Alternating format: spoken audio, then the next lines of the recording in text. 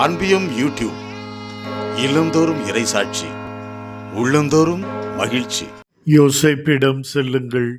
தெய்வமே, இஸ்ரவேலின் மகன் யோசேப்பு சிறு வயது முதற்கொண்டே தம் தந்தையால் மிகவும் நேசிக்கப்பட்டவர். அது அவருடைய சகோதரர்களுக்கு மிகப்பெரிய பொறாமையாய் மாறியது. பாழுக்கிணற்றில் தள்ளப்படுகிறார், இஸ்மாயிலருக்கு அடிமை சிறுவனாய் விற்கப்படுகிற நிலை, சிறைச்சாலையில் அடைப்பு, பொய்க்குற்றம் சாட்டப்படுதல், இவைகளின் மத்தியிலே யோசேப்பு ஆண்டவரை முழுமையாய் நம்பினார். என் இந்த இருண்ட காலத்தை என் தேவன் ஒளியாக மாற்றுவார், நான் சகித்துக் கொள்வேன் என்ற உறுதிப்பாடு பார்வோனுக்கு அடுத்த நிலைக்கு உயர்த்தியது.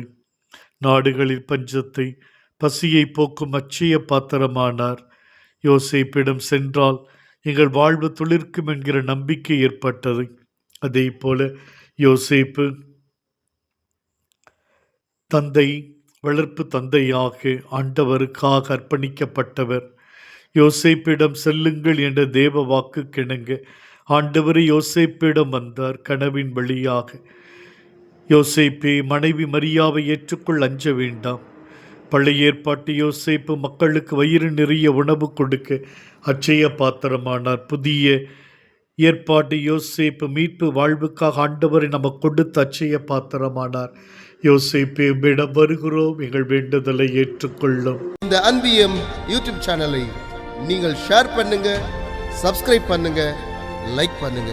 Wish you all the best.